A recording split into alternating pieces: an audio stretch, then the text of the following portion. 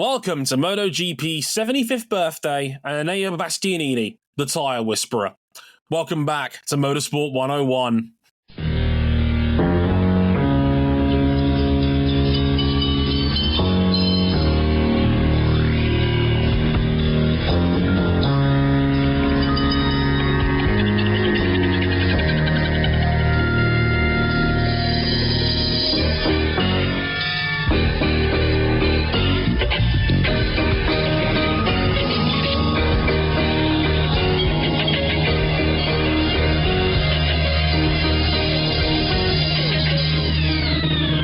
What a strange weekend. The first double victory for Enea Bastianini. Hey everybody, welcome to episode 537 of Motorsport 101. I am your friendly neighborhood host, Dre Harrison, and amazingly I've decided to not open this podcast with our usual intro music because it's a throwback, so why not? In that sense. MotoGP celebrated its 75th anniversary race this weekend at the British Grand Prix at Silverstone, and it's just nice to say the bikes are back after a month away. Bikes.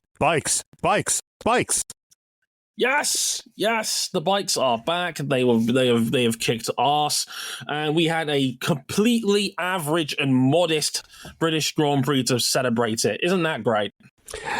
Yeah, I hope you like dirty air. Yeah, there was a lot of it at Silverstone, which we'll get to over the next 45 minutes or so.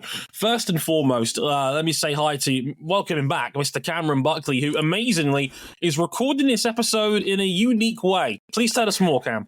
Well, due to my real-life employer, I can't say much, but let's say that I am, my laptop, my trusty machine, is in the shop for a battery. It was time. It's been the best piece of electronics I've ever owned in my life, so not everything can be perfect. I do feel a little bit like a scuba diver, though, right now. That's right. He's recording this with the power of Kinect. Go straight to hell. And France. Same difference. Hell and... we can't be saying that about France in the middle of the Olympic Games. That's crazy. Oh, buddy. I just did, and I will continue. Oh, buddy. To be fair, it would not be far off some of the commentary that I've heard from the world's most loud and stupid people over the last 14 days, from the start of the opening ceremonies all the way up through, well, it's still kind of going today. Yeah. Depends on who you ask and what the subject matter is, from really shitty discrimination in the boxing to completely over-the-top reactions to a French opening ceremony. Brackets, what the fuck did you honestly expect? And 3, since when is Pat McAfee saying the Olympics should be purely about the sport, as if we didn't comment about everybody else's opening ceremony too? Jeez, they just need to model it more off of the famously straight Greeks that created the Olympics in the first place. Of course, they were the straightest people. They was as straight as the £9 note in my wallet. Jesus Christ. My only disappointment from the opening ceremony is that Snoop Dogg was carrying a torch and not a 2-foot-long spliff. No. He was just out here trying to face fears of horses and also chill with Tony Hawk. Before we get into the actual episode itself, what's been your favorite Olympic moments you've had to watch so far, folks? So let's give us a quick rundown. Where do we put the one that just happened? Oh, man. 400 meter with Quincy Hall. Yeah, I don't even know if that's like the best track moment of the tournament of this whole thing. For those who don't know, we're recording this on the 7th of August, literally about 15 minutes after the men's 400 meter final just ended, with Quincy Hall taking a second off his personal best to steal gold from in the Britain's final Matt 100. Smith. The final 100, he turned on the afterburners. He ran a 43.40, the third fastest 400 meters in history, beating Matt Hudson Smith, who had just set the 5th fastest 400 meters in history. Yeah, if you ran sub 44, if I recall correctly, one of those wasn't even good enough for a medal. 43.87 from Karani James was 5th, Cam. How? Ridiculous. So many things here. Like, what else have we had here? Mondo Duplantis, Sweden's favorite American, setting a new pole vault record on his last attempt to do so, and just looking so cool while doing it. Almost as cool as Remco Evenepoel in the cycling. Yeah. I mean, you got the two right that I was going to go for right out of my system. It was, for me, it's Mondo Duplantis breaking the pole vault world record of a 6 meters 25. The man's had the nine highest pole vaults in history, and doing it in an Olympic final and then winning the Olympic pole vault in total by a foot. That's 20 and a half feet, by the way. 20 and a half feet that he vaulted. What the hell's a meter? 20 and a half feet is over most two-story houses, comfortably. That's inconceivable. It's just ridiculous. I just still can't get over, like, Quincy Hall looked dead coming off the turn, and he just opened the taps. Yeah, there's an incredible final. For me, again, as RJ mentioned, I can only agree. Remco Evenepoel dominating the men's road race, and then having one of the great sports pictures in the history of sport. Because he just parks it at the line, he steps off his bike, and then just fucking arms out poses as the cameras pan out to show the whole Eiffel Tower that Remco is posing in front of. Fucking incredible. You ever win a race in a video game by so much you stop and pose at the finish line? He did that shit in real life.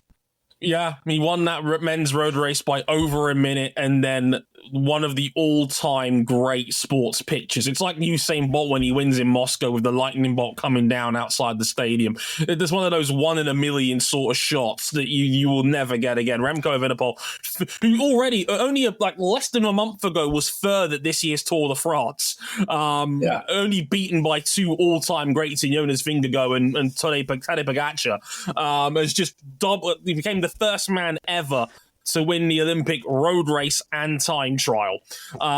These cyclists are freaks, and Remco Evenepoel is like the third greatest rider of this generation. And we had some American success, like Noah Lyles, for as much as NBA Twitter was hate watching, they had to stay silent when he won the 100-meter men's 100-meter in a photo finish. I think NBA Twitter is having a fine enough time watching LeBron lob it to Jason Tatum for dunks.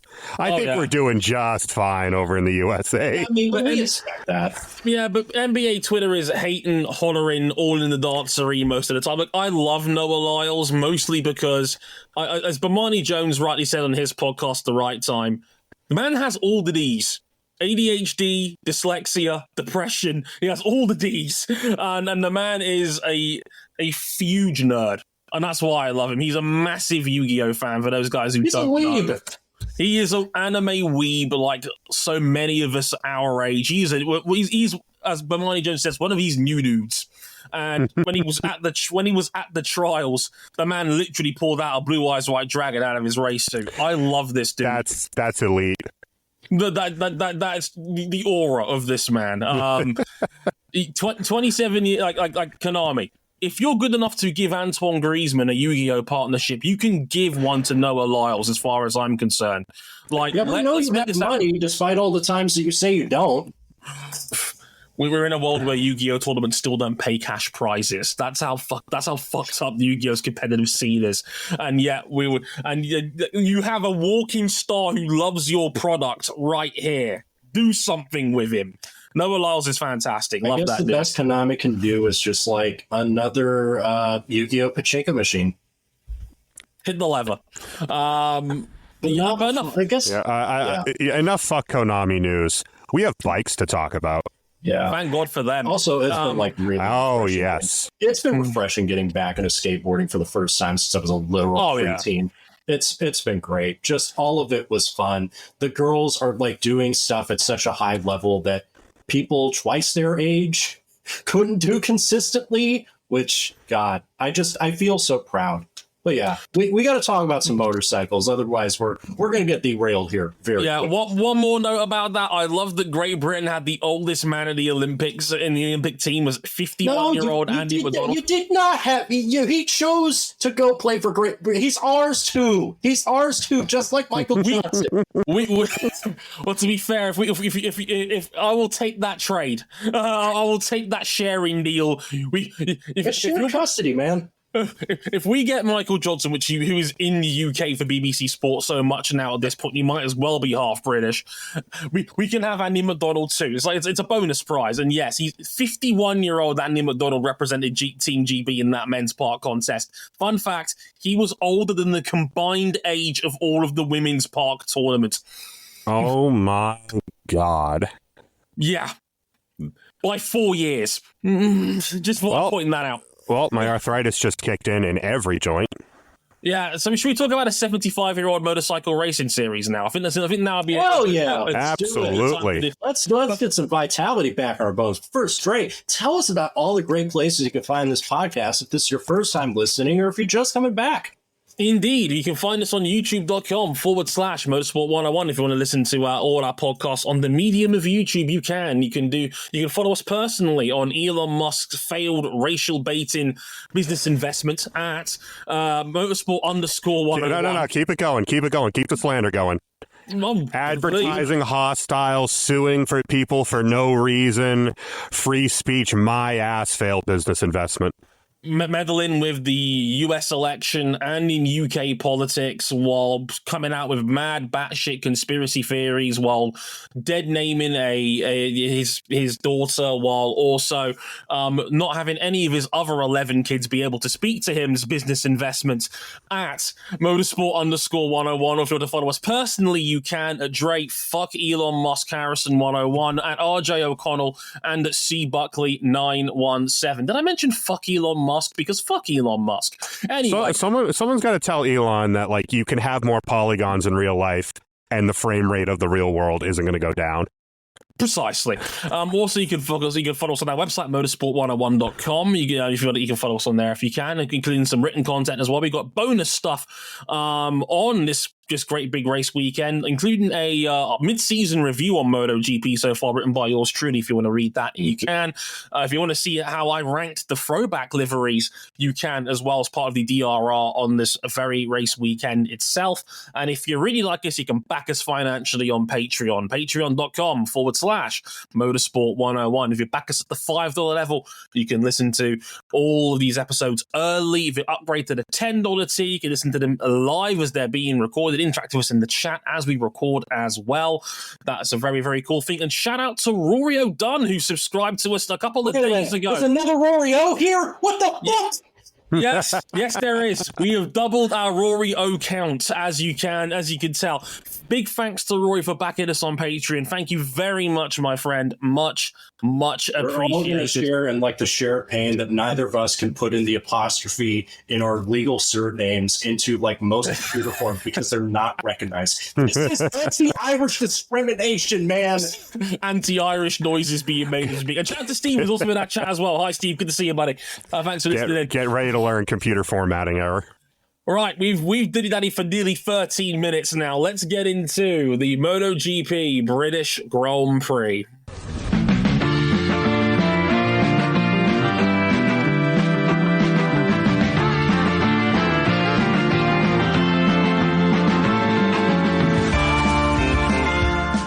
Well, happy birthday, MotoGP. On its 75th birthday, MotoGP had a throwback celebration with almost every team running classic liveries, or at least creative interpretations of classics. And it was a weekend that was dominated by Enea Bastianini. You know, the guy who's being pushed out of Ducati at the end of the season, because that's what you expect. Bastianini passed Jorge Martin in the sprint at Copse Corner to win his first sprint race, and repeated the feat at the Village Corner to win his first Grand Prix of 2024, bring himself just 48 points away, JJ48, from the championship. Back ahead, Marc Marquez, his incoming replacement at Ducati. So, Dre, do you think Enea's back in this? 48's not a million miles away, given how many points we give out for a sprint these days, and every weekend now counts for 37 as opposed to 25 like it did in the old days. And let's not forget, we've only just crossed halfway in this championship. We still have 10 races to go. Like, it was weird me writing a mid-season review when we'd only done 45% of the season so far. It was kind of a weird vibe when I was writing it. But yeah, I think he's still in this race. He's on the best bike in the field, and I think a lot of people have slept on Enea Bastianini for a little while now. And like, I need to point out, this season he has done very little wrong. The only thing he's really done wrong is not be quite as good as the reigning world champion on the same bit of machinery as him, and the fact that Ducati could not help themselves but sign Marc Marquez in a almost, well, if you can't beat them, join them kind of move. For me, he's been riding very well lately, and I think the key thing for Enea on this weekend was he qualified well. He qualified on the front row as opposed to rows 2 or 3. He got a good lap together. More on that later. And he put himself in a good position early on, and then he was able to do what he does best. He is a brilliant tire saver. He sings to his rear Michelin tire, and he was able to keep it under control, not wear it out over the course of the sprint and the Grand Prix. And that's what ultimately won it for him. No one had an answer. So he's like, look, the first half of the race, he kept it competitive. The second half of the race, he was untouchable. He was brilliant. I just went back and saw the overtake. Like, that was pretty clutch. But 2 to go. Again, the only flaw this guy has is that he's not as good as Francesco Bagnaia. Shoot, like, Red Bull would love to have those problems, have a number 2 driver that's, you know, their only flaw is that they're not as good as the reigning world champion. Yeah, it's a good problem to have. I mean, Cam, what did you make of it watching along? Yeah, I mean, regarding, you know, whether he's back in the title race, if he could put more weekends like this together where he, like you said, the biggest thing has been qualifying. If he can qualify up with the 2 heavy hitters, those being Martin and Pecco, his race pace has never been the problem. It's always been his genuine X factor over pretty much everyone else in this field. But he often gives himself too much work to do. We're saying a lot of the same things we were saying about Mark a few races ago have been true with Bastianini for a while, really since he came back last year. And how quickly we forget that in 2022, he was reeling races off like this, you know, every 3 or 4 rounds. He got Bastianini's first win in a hot minute. And remember, he lost pretty much the bulk of last year due to injury. Yeah, he was wiped out of the first competitive race, that being the sprint, through no fault of his own, and that defined his season. 48 back is not insurmountable, but he's got to have more weekends like this, because you're just not going to have big opportunities to take points off of Pecco and Martin. To that effect, Pecco Bagnaia, Jorge Martin, Marc Marquez. Why are all of you the way that you are? Is it a good sign when I'm subscribed to David Emmett's Patreon, and if you haven't, you really should. It's well worth the $5 a month. The best in the business. I'm writing about bikes every race weekend and in between. I love that after Saturday's sprint race, a race where Pecco Bagnaia crashed from 4th, Jorge Martin, and they ended up 2nd, and Marc Marquez binned it with 2 laps to go from a comfortable 4th place. David Emmett said, and I quote, "It feels like no one wants to win this championship." I can understand why he felt that way, because this was another one of those weird weekends where Pecco Bagnaia didn't have all the answers like he has done for the last 2 months in this series. The last 2 months he's been practically untouchable. And Martin has been the one, you know, Martin kind of had the safe weekend overall. I still think there's a scenario where he wins the main race, but just too many things added up, and Bastianini was too strong late on. But that mistake with a couple laps to go did him no favors in that regard.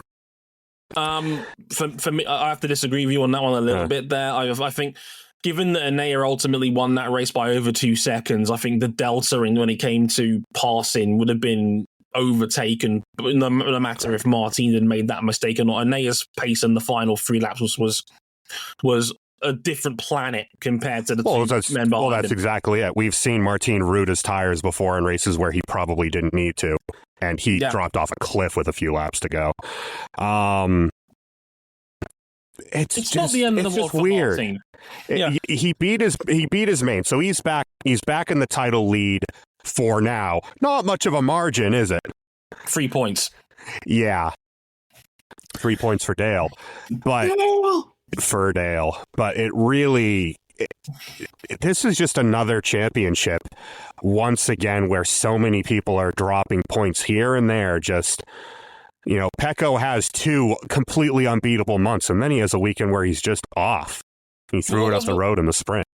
As I wrote about on our website, Pecco Bagnaia has won 5, going into that Grand Prix, he'd won 5 out of the previous 6, 4 in a row, and he only led the championship by 1 point going into this Grand Prix after his sprint crash. That feels weird. That's a weird statistic. You've won 6 Grand Prix this season. Nobody else in the field has won more than 2. And yet, you don't have the championship lead coming out of the halfway point in the season. And I worked out the problem. Francesco Bagnaia is nearly 50 points behind Jorge Martin in sprint races this season. That's the kicker. He needs to be better on Saturdays. The Saturdays are crippling him. And the thing is, if Enea can get his qualifying, if he can replicate this going forward, because that's been the issue with Enea is, again, consistency in qualifying. He can pull these front row performances out every now and again, especially now that the GP24 is just it. Compared to everything else now. Safe to say their chatter issues are emphatically fixed. Gone. It's no longer an issue at all. They are the dominant bike in the field now, and those 3, I think you're going to be seeing those 3 on race podiums a lot for the rest of the year, no matter which way you slice it, because the 23 is just not there anymore by comparison. It's 0.2 a lap slower comfortably at the moment. I think that's probably starting to balloon out just a little bit as they continue to cure the GP24 of its vices. I mean, shit, we had an Aprilia sighting, a gorgeous Aprilia sighting, I might add. You know what? The livery is pretty good, but it's the numbers that got me. The 90s number font. Perfection. More on that in a minute, but yes. More on that later. But we had a sighting from them in qualifying. Aleix throws it on pole, and they had nothing in race trim. They blew their tires off the rims. The thing is with Enea, if he can keep doing this, suddenly it's not going to be Pecco and Martin not being able to afford these mistakes against each other. Enea's a high floor guy. Those 2 need to get their ducks in a row. Otherwise, Enea might sneak all the way back into this. If you take out Catalunya, his worst finish at a Grand Prix is 5th. Yeah. A hell of a lot better than ended up with the bike and the gravel.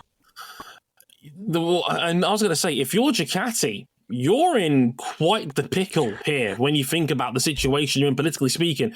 No matter which way you slice it, you have to justify Marc Marquez and the sign. I mean, it sounds like a weird sentence to say, right? You have to justify signing the greatest rider of the generation. It's weird in the sense of we all thought going into the summer break that Ducati would be basically throwing Marquez a bone to get him more up to speed with the 24s. They are not doing that. They clearly do not want Marquez to win this title, even though they've signed him for next year's factory bike. They clearly don't want him to win this title. And now you've got threats from 2 sides. Jorge Martin, who is going to be desperate to say fuck you to Ducati and take the number 1 plate to Italy, the other side of Italy. Black liveried Italy. The black livery side of Italy. And Enea Bastianini, who is going to KTM's second team next year. Can you imagine if the 1 is on a Tech 3 KTM next year? Could you imagine? It's not unthinkable. Lord. It's not unthinkable at all. So Ducati have now got to deal with the political wranglings of having 4 men who can win this championship. Probably 3 more realistically, because Marquez is not going to win it on the GP23. But you've got 3 men in contention for this championship. and you only want one of them to win, despite one of them being in your factory cutters right now, and the other one who is definitely going to an Aprilia next year, and you've basically said, fuck you twice over in the last 3 years when it comes to thinking Jorge Martin ain't shit. Yeah. So good luck with that, because Ducati's now in for a dogfight for the rest of the year. It's got one dog that it really wants to win, and it doesn't want the other two to win. Otherwise, it's going to look really fucking embarrassing for them as a brand. One is literally the championship leader right now, and the other one is 48 points back, but we're still not writing him out of any race yet because we all know how good he can be. Good luck. Austria coming up, which Bagnaia City. Remember when it was Ducati land back when they were not that great? Yeah, it's really Ducati land nowadays. Yeah, this was like this used to be the one good place where they were, and now they're good everywhere, and now especially here in Austria in a couple of weeks' time. Yeah, that ought to be fun. We talked about this a little bit, but what'd you make of the throwback celebrations in general? Should I take this one first? I think it's best I take this one first. Loved it. I thought Dorna did a really, really good job with, and I've mentioned this before on this show, as I'm a nerd about this. I'm a big nerd for presentation when it comes to sports events. And I love things that make a sports event feel special. I grew up a big wrestling fan, for those who don't know me particularly well. I used to grow up in a time when I used to watch the old WrestleManias on VHS, and Vince McMahon, for all the terrible things he is as a human being, one of the cool things he did do was like he made everybody wear tuxedos and suits at WrestleMania and had the microphones and headsets painted gold. It was little things like that to make the big events feel like a big deal. And I think Dorna did a really, really good job of dedicating all of Thursday to unveiling the liveries, showing them off to the media and people that were there to present them. They had the original championship winning bike from 1949 on the grid. The throwback intro that we got for the TV package was superb. It was a light box full of halogens, a remixed theme, all the throwback liveries. I think to make it even better, you could have gone with a few bars of the old theme. They could have done. They could have done. It would have been even cooler if they'd done that, because they've had a lot of little tweaks to their iconic theme that they only just changed. I think, what was it, 2022? We started having this modern rendition of it. It's a banger. It's a banger. And look, it was a fantastic remix. I loved it. I think, and I'm glad that the team. Throwback, though. What was our favorite throwback? Because there's many to choose from, and I guess we can count Trackhouse's portrait of every great American writer on it. Well, unfortunately, they all got peeled off the fairings as the Trackhouses took each other out on the first lap. 30 seconds into the race. Raul Fernandez folds the front and wipes out his teammate. Mm-hmm. So, Dre, how many meters has Raul Fernandez spent in anger on a RSGP 2024? In race trim, about 1,000 yards combined, roughly. Oh, yikes. He got collected in the sprint because Morbidelli got caught up in the aero wash of Marco Bezzecchi's Ducati and collatted into him at turn one during the sprint race. And Morbidelli got a double long lap penalty for causing that incident for the race itself. It was a horrible accident. I think it was very similar to Taka Nakagami's horror one at Catalunya a couple of years ago, where he just gets caught in the aero wash of the bike in front of him while braking and just loses control of his bike entirely, locks the front brake, and there's no saving that. Yeah. It's either run on and pray or tuck the front and have a huge accident. Morbidelli probably rightly chose the latter. It was not great, but damned if you do, damned if you don't. I mean, look, I don't think there was a bad throwback in this field. Even the ones that I didn't like as much were still nice to see.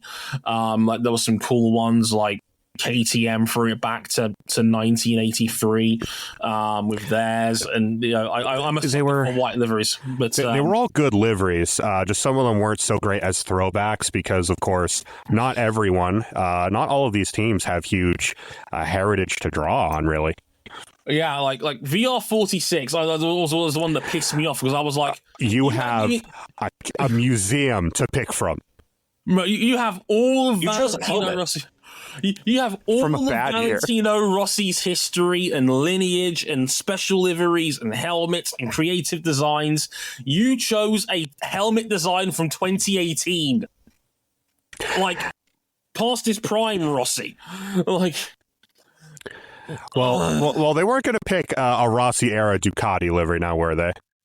No, to be fair. LCRs was fine. I actually thought their Castrol throwback was a little bit worse than the normal Castrol livery they actually use on Zarco's bike, which was quite funny.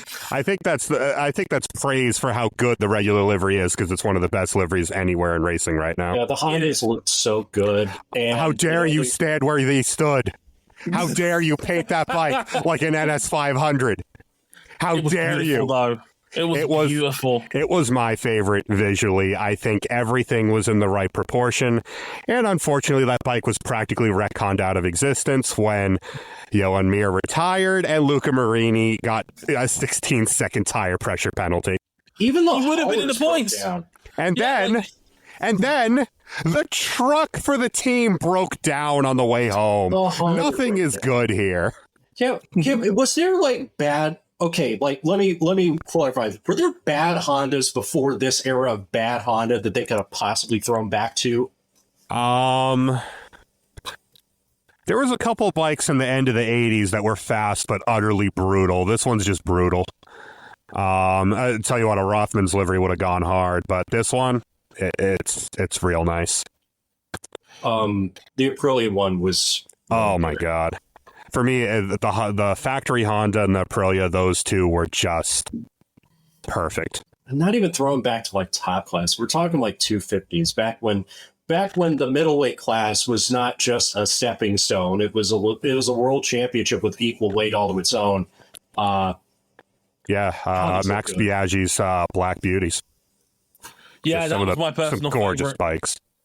Yeah, I ranked them. Small spoiler, the one that Cam mentioned in the Aprilia was my top two, and I had to go back and forth on those two a little bit.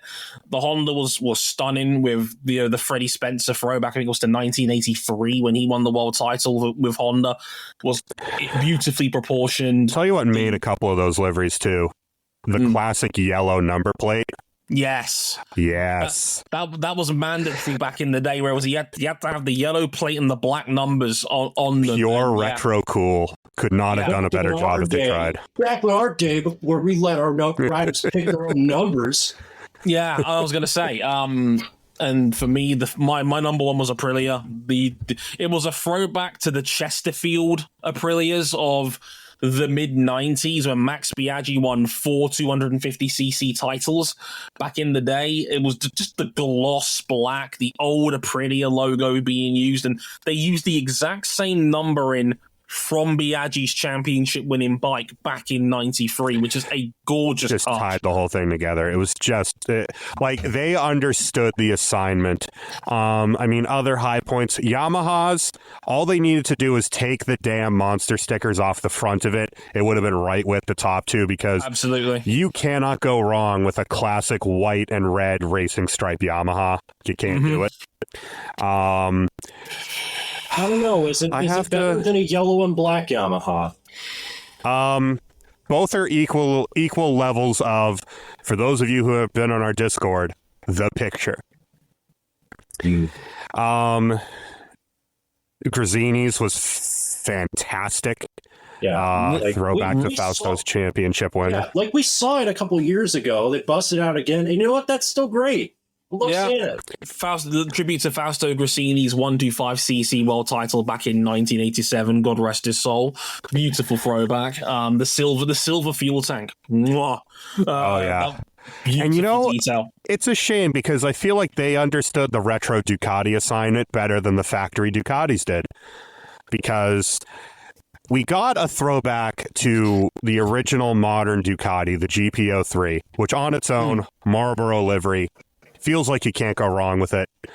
And yet, the sponsors wouldn't budge, so it just didn't really look like a throwback livery.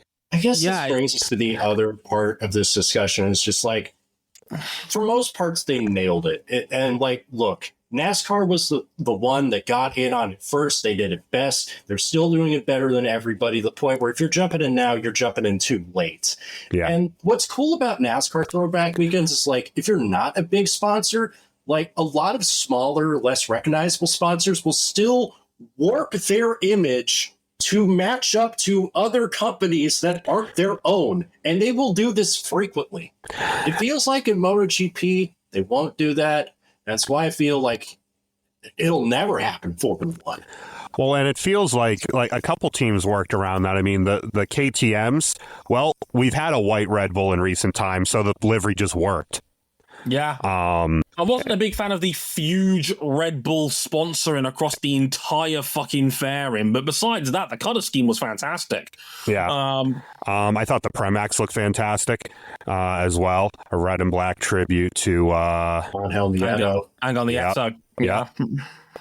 There's just a lot of quality. Even the gas wasn't really a throwback, but I mean, it still looked nice. Yeah, it's still a nice looking bike. Yeah, like there was not a bad livery here. I need to point this out. Like again, like even Trackhouse, who again haven't really got history, but again, the to that effect, effect, Ray, the new regular Trackhouse livery, sex slaps. That thing slaps. Is a 10. That thing's a fucking 10. Did you know they got to design that, by the way? Sean Ball, Sean Ball off from social media and former Renault livery designer. He was brought in to do Trackhouse's new blue and silver livery, and I think it looks fantastic. Really nice. Damn, the brain drain at Renault's F1 program continues. Yeah, very much so. No, I can only echo all of those sentiments. I completely agree with everything that RJ and Cam has said. I completely agree with just about everything that was said. Just a great throwback weekend. I think Dorna executed it incredibly well. I think there's no reason why they can't do this every year. Like if NASCAR can have a throwback weekend every week. We've seen teams do it before. I mean, you know what I love? The little splash on the Honda of the classic Repsol logos, which of course, those are going away forever. At the end of this year. Yeah. But it reminded me of their old tribute when they had Hayden and Pedrosa, when it was a full classic white Repsol bike. It was in 2008. Yeah. I actually modeled in Gran Turismo Sport, I modeled my racing helmet off that livery. That's a great looking bike. It is a great looking bike. No, I wish other motorsport series besides NASCAR did something like this. There is no reason Formula One couldn't do something like this for one weekend a year. Why can't we just have fun? Right. It's fun. Have fun. Celebrate your heritage. Celebrate your heritage, share some history, educate your audience. Like you know how frustrating it is that like IndyCar had a prime opportunity to do this like 8 years ago, and like the most we've gotten is like whenever at the Yellow Submarine. Like the Yellow Submarine, whenever Graham Ray Hall races a car that vaguely looks like one of his dad's, and when Colton Herta comes up in a car that vaguely looks like one of his dad's. So other than that, that's about it. And there's quite a few series that have so much heritage and just cool liveries to throw back to. I mean, we always see, someone tries it at Le Mans in the WEC every year. I mean, this year's Proton Porsche, the Fat Turbo Express car, a 10 again. Oh, yeah. Because it's the old 962, 1994 livery for that road car. A road car. Yeah. No, like I said, no reason why other series couldn't do this. It's a huge missed opportunity to educate your new fans, to maybe get some new ones, to bring some happy memories of yesteryear of motorsport, because we always loved motorsport. We are the kings when it comes to a sporting audience of looking back at how great the fucking past was. So just fucking do it. Just embrace that. And you embrace that, use it, and have some fun with it. If NASCAR can do it and MotoGP can do it, there's no reason why any other series can't do the same as far as I'm concerned. So have some fun with it. Sponsors won't budge, and the best we can do is going on to our social media platforms, of choice to just complain about how bad everything is now and reminisce about how good everything was, even when some things of the old days sucked. Yeah, it's not ideal, but here we are. Moving on, we got a couple of minor things we need to talk about. Before we get to that, also, screw Suzuki UK for posting. Well, we're not in MotoGP anymore, but if we were, this is what our throwback bike would look like. And it was great. Camp, hate them. Don't you worry, though, because apparently they might be selling their data to BMW. Yeah, that came out today from Ox over at Motorsport Magazine, and my jaw just about hit the floor. Suzuki was sold data that's only 2 years old to BMW. Current data, because like Suzuki were one of, for how weird it is that they were the smallest Japanese manufacturer, they understood where the game was going, and they got on to the technical warfare that has defined MotoGP. Let's not forget, they won their last couple races on the way out. Yeah. BMW can use that. Yeah, apparently they spent 18 million euros buying Suzuki's current MotoGP data, which they got rid of less than 2 years ago. And I gotta say, if that's the case, then it appears BMW are dead serious about joining MotoGP. You don't spend that kind of money without it, no. No, and if that's the case, Keenan might finally get his wish. Oh, here it goes. Okay. Don't even. We got some other stuff to talk about. Trey, talk to me about this qualifying mess. Because it seems like every 7 or 8 races we have somebody complaining about riders riding too close to one another, try and get a toe off one another. Yeah, this was a big row that came out after qualifying, because for those who missed it, what happened during the qualifying session was everybody sets their banker runs as usual. Aleix Espargaro goes out on his own with about 4 minutes to go, sets a new pole time to go fastest in the field, where the other 11 dudes in the class are all trying to follow each other, looking for a slipstream so they can start setting their lap times around. All this is happening while Francesco Bagnaia was on a hot lap, but then had to abandon it because his advertising sticker fell off his helmet and impeded his vision. Not ideal. So he had to abandon one of his runs as well. But afterwards, and everybody was set up going for their qualifying runs. Ahead of them, Espargaro's teammate Maverick Vinales crashes in Sector 1, pulls out a yellow flag. Everybody runs through that zone. Their laps are cancelled at the end of the session. Session over. Aleix Espargaro on pole. Now, what had happened was that after that session, Bagnaia, who had qualified second anyway, and obviously was being interviewed by Simon Crafar with the microphone, said, and I quote, "This is ridiculous. I think it's a joke that 10 of the fastest riders in the world all need to get a slipstream to be able to do their laps. It's ridiculous," is what he basically said. It was a thinly veiled jab at Marc Marquez, who has been the biggest offender for this for quite some time. I use offender in inverted commas here.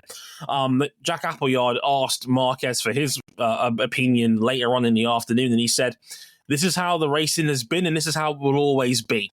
This is what everybody does," basically. And it's led to another big debate about what can we do about the qualifying situation. Gents, is there a solution here? I've got an idea. Go on. Minimum lap times. It would certainly stop a lot of that dawdling on the racing line or off the racing line looking for toes and slipstreams. Yeah, because I mean, it feels like it's just getting worse. Like it's just getting worse and worse because these bikes now, just the way that they're built, the way that they are, you gain enough from a toe that it is worth just screwing around for a few minutes, losing the opportunity to run more laps to get one really fast one in. Yeah, it's. I need to point this out because a lot of people don't like Marc Marquez in the MotoGP environment, and I feel like I've got to bring some balance to the force here, and I say if he wouldn't do it, somebody else would, because as that's nothing new. Like this has been happening for nearly a decade. now in MotoGP. I remember it happening back in 2015, 2016. This was where this was happening, because the way the sport has gone for some time, these bikes are 2 to 3 tenths of a second a lap faster in the slipstream of another close running bike. And there is no penalty for tire pressures in a qualifying session. So it's free performance. And consider how close the grid has been this year at the front. 2 to 3 tenths might be a couple of rows. Yeah, in Moto 2, it's been that way for years, where a couple of attempts might be a row or two. It's the same here in the top flight. There's no getting around it. It's free performance. So why wouldn't you go out of your way to chase it? Like, we can't keep talking about motorsport being the pinnacle and chasing, the limits and pushing them and seeing what's possible and what isn't, and then act surprised when somebody actually does that by exploiting the fact that a slipstream is worth 3 tenths of a second. Well, as we've made the point of many times here across multiple motorsport series, riders and drivers are not paid to go out there and play by the rules. They're meant to go out there and push those rules to their breaking point and see where they break and find the limit, and that will rub people the wrong way. And it's now kind of hit the point where if the sport isn't willing to police it, then the riders are just going to keep doing it. Yeah, like... It's ultimately, it's up to the stewards to set the boundaries of what is and is not acceptable. My solution was you're not allowed to have a bike within 1.5 seconds of another bike on track. We've got the sector markers as checkpoints for that. Of course, stewards can use their discretion. For example, if somebody abandons a lap and backs out of it, or if there's a crash or an accident, then fair enough. Like if you spend, almost like how the blue flag rules work, where if you spend a certain amount of time in a range, you just get struck off. Yeah. 1.5 seconds as a parameter. That's enough of a buffer where the slipstream's no longer in effect. You've got the sector checkpoints for it. If you cross 2 sector lines within 1.5 seconds of another bike and there isn't a valid reason, chalk the time off the board. That could work. That would solve the problem right there and then. You'd be basically vetoing slipstreams at that point. So again, steward's discretion is there to override any weird incidences or any freak occurrences like a technical DNF or someone abandoning a lap. Obviously, you'd be telling riders, if you're abandoning a lap, stay off the racing line in general. But I think either of our methods work just fine, quite frankly. I'll be honest, I like yours more because I think it's more. I think it works better in context. Yeah, I think you've got the stewards that can watch all the footage and they can make a judgment call on any potential. F1 does that right now when it comes to minimum lap times anyway. Like, they will flag up in the stewards' notes if somebody doesn't meet that criteria of, I think it's 120% of between the safety car lines and everything. They do anything with that. They always just note it. And because typically, we haven't seen a situation where someone is trying to game the system. It's been circumstantial, and the F1 stewards have factored that in how they judge those calls. Now, we have had a lot to say about MotoGP stewarding over the last couple of years. Freddie Spencer is going to be so glad when he gets out of this job, so that way people go back to liking him again. Good God. For those who don't know, because it's been a few weeks since we last did a MotoGP episode, Freddie Spencer is stepping down as lead steward at the end of the season. Simon Crafar, yes, that goofy guy who holds the mic at the end of a session, he's going to be the new lead steward next season. Now, I know Crafar is a rider of years past. I know he's got a lot of respect amongst the riders and the higher-ups at Dorna and in the paddock. I know he's generally well regarded.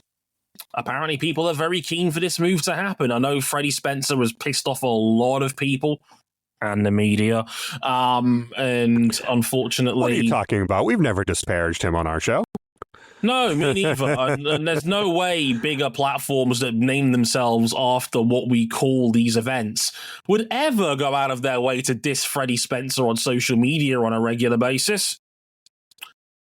Anyway, so yeah, like Spencer is out, Simon Crafar is in. I think it will go well.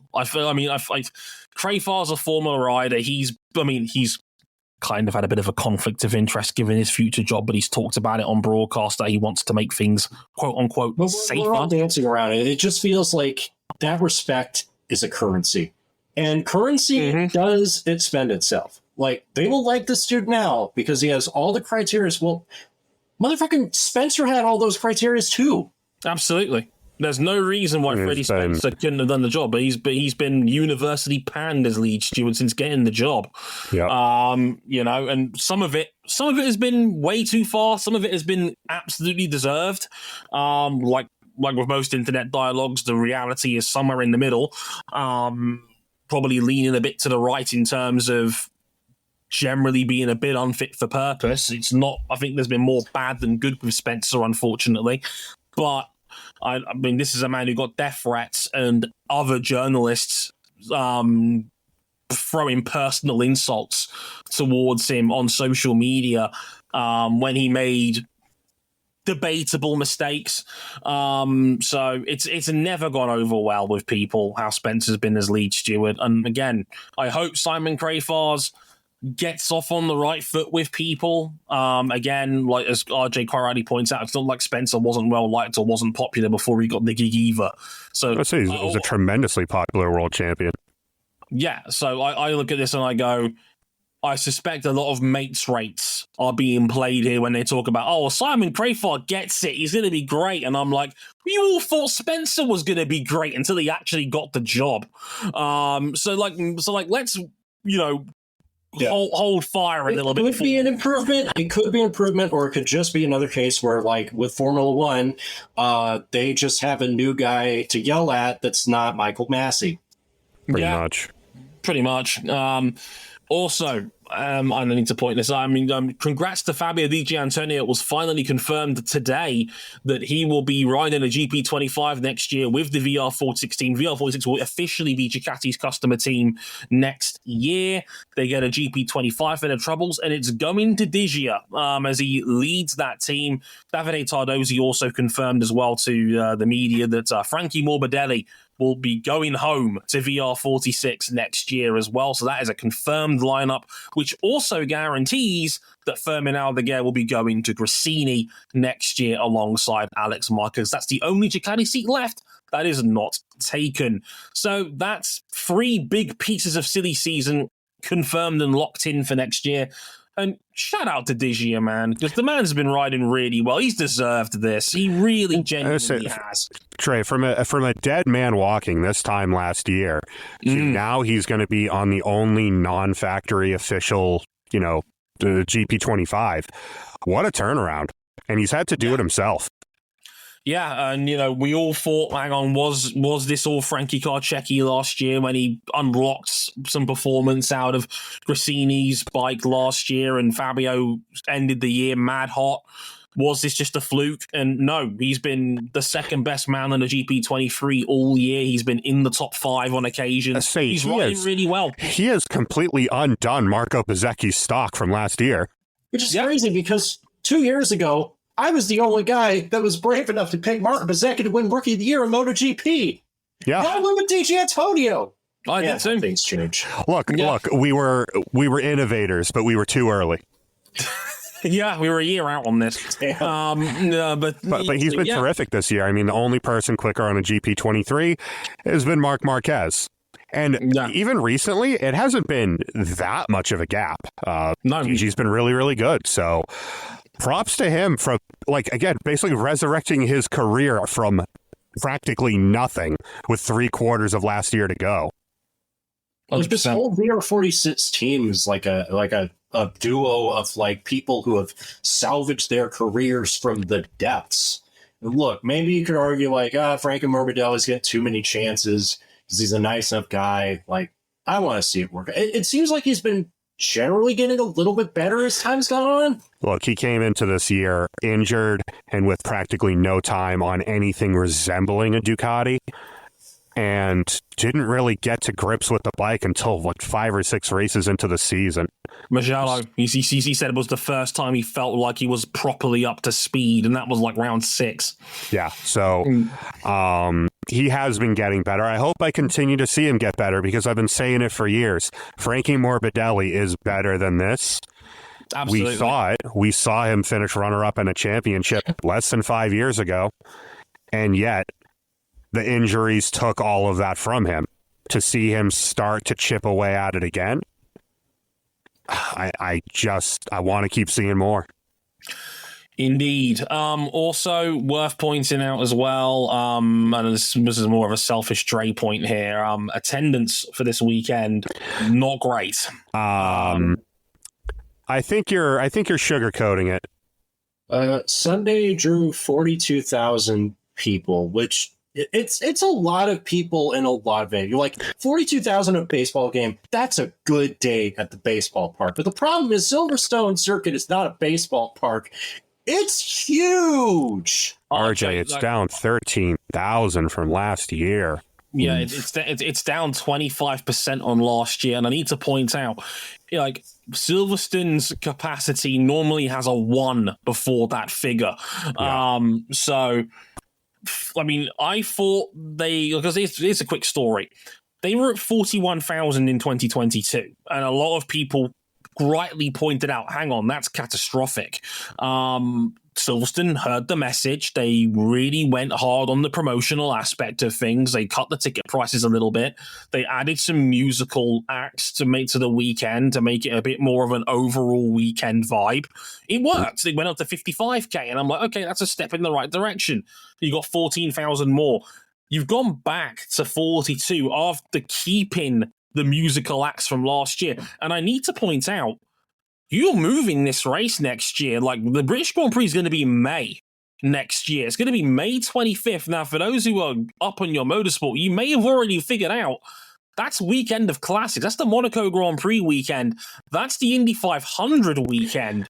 That's not the best slot. That's a lot of competition for a lot of people. Dude, our day of classics is going to be so fucked up that year. Yeah, it's going to be wild. And it's worth pointing out as well, the kids aren't going to be on holiday like they are right now in the UK, because the UK are in the middle of our summer holiday school-wise. And the weather will almost certainly be worse because it's the UK in fucking May. Good luck. Do you like rain? There's a reason why the British Grand Prix, like, they tried moving it in Formula 1 to April and May and it didn't work out. There's a good reason for that, because the weather's shit over here, and with global warming it's only getting worse.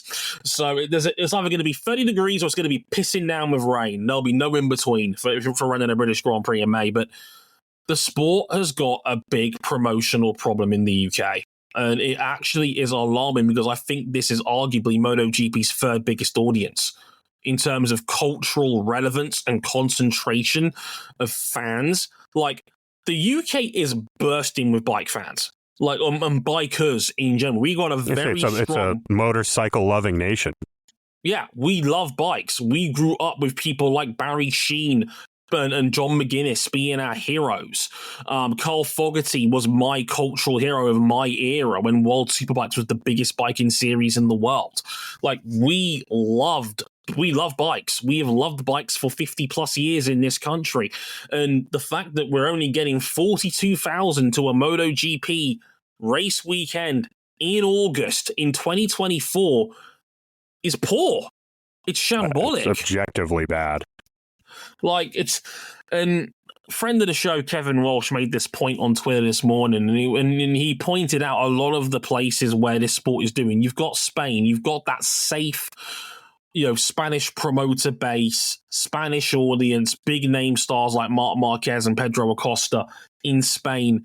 That's your comfortable base. Italy is starting to come around on Pecco Bagnaia. This year's Mugello race was proof. There was a lot of red this year for Pecco Bagnaia. Good to see. Good to see it's moving on from Valentino a little bit. Like France has had the best Grand Prix on the calendar for 2 or 3 years now when it comes to promotion, because France gets it. Make it cheap. Open your campsite gates. and promote the shit out of it. And it's worked. So Fabio Quartararo is a homeland star, and they get 115,000 on race day. Like, Le Mans is bussing during a race weekend now for MotoGP. England should be thriving, and it's not. And it's not just because, like, oh, MotoGP has too much Spanish or Italian bias. And No.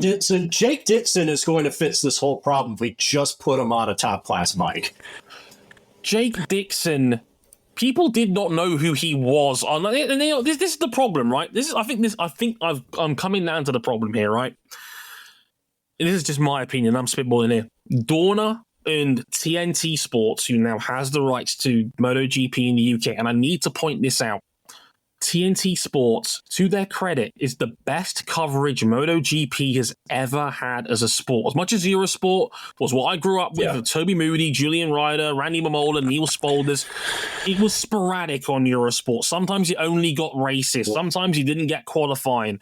TNT, you get everything. You get every practice session. You get every qualifying and race weekend. You get it guaranteed. We get bonus documentaries, extra films and content. TNT, I will give them this. They do genuinely give a shit it is a about this series. Case of, like, you get what you pay for with this, but not everybody can. And that's the problem. One, it's £30 a month. That's $50 a month. That's ludicrously expensive in the UK. And we are in the middle of, we have just come off the back of a recession and a cost of living crisis. Thanks, Rishi. Thanks, Rishi. He's out to help out, buddy. And on top of that, like, TNT Sports only gets about 150,000 viewers per MotoGP race. It's poor. It's like, how are you going to get new fans? Well, I mean, and they're not fully to blame. Dorna has thrown ITV a bone. This race weekend was on free-to-air TV. On ITV1, big boy ITV, every TV in the country had the ability to watch this race this weekend. ITV doesn't promote the fact they have a free MotoGP race on their main channels every weekend. It's bullshit how they keep getting away with this. Give it to somebody else who actually cares. Like, give it back to the BBC.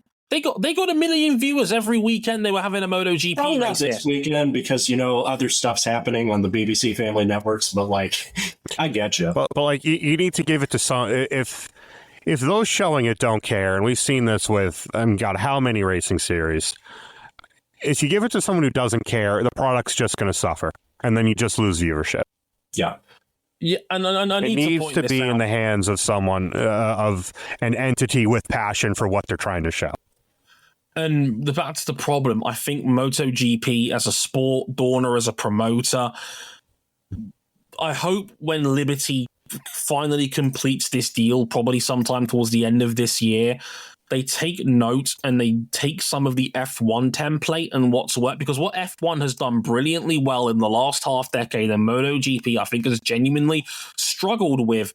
MotoGP caters towards the hardcore bike fan. If you're a hardcore biking fan, you will love what MotoGP has done with the sport, with its coverage, with TNT as a broadcaster. It caters towards them perfectly. It doesn't cater towards the uneducated, and it doesn't cater towards trying to get new fans. If you're trying to get new fans, you are not going to do it by being behind a massive paywall and not doing enough to educate and tell potential motorsport fans why they should be watching you and not Formula One, because that's your biggest competition. Well, it was your biggest competition. Now it's all under the same fucking roof. But you get the point. In Europe, F1 dominates the motorsport conversation. It's 90% of the chat most of the time. MotoGP is the other 9%. You've got to start getting new fans through the door, because this is such an insular audience here in the UK. The people that are watching them, like, are already hardcore bike fans. I know. I've been to British Superbike events. I've been to them with Adam Johnson, our former co-host here. And even when I've been there, you know what half the stand is wearing, guys? Valentino Rossi merchandise from 20 years ago. The sport's got to get behind new stars and figure out ways of generating new stars. They've got the talent. Pedro Acosta is a stud, and TNT did a whole documentary about him going into this race weekend. Go out of your way to find it. It was really good, by the way. Really, really good on Pedro Acosta. Like I said, TNT gives a shit. I can't fault them for lack of trying. They can only do so much with their limited platform because it's a double paywall network. Yeah. But it's frustrating because 42,000 fans at Silverstone in 2024 for a race event is a cry for help. I've seen touring car, the super touring era of touring cars in the UK was doing better than that. Like, jeez. Like, it's alarming that 55 you can't people, sustain, Trey. Yeah. You can't sustain another drop like that next year. No way, no how. 55,000 people went to this event last year, and 13,000 decided we're not coming back. That's not ideal. Jason in the chat says it's the affordability. You're right. The tickets are expensive. They are going for over £100 for general attendance. That is expensive for bike fans. And the thing is, Silverstone F1 tickets are notoriously expensive, but most people are going to save up money for just one. Yeah, and you know which one you're going to take. 9 times out of 10, if you're unless you're a hardcore bike guy. That was my next point I was going to make, RJ. People will talk, it's too expensive. Formula One fans are paying 10 times the price for a Formula One grandstand seat over a weekend. And even after all the bitching and complaints about the ticket prices going into this year's race, and Stuart Pringle, CEO, talking about how it's all Red Bull's fault, what happened to Silverstone? Oh, right, it's sold out. Sold out, another packed house of FP1 where everybody's going to say no other country is worthy because they don't pack the stands for FP1 like we do. 480,000 weekend attendance for F1 this year, 113,000 for Formula One and for MotoGP, by comparison.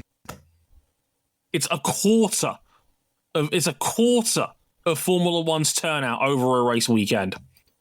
A quarter. It's not good enough. Great. No, it isn't. And like I say, you can't drop 25% attendance year on year. You can't do that again. It's not sustainable.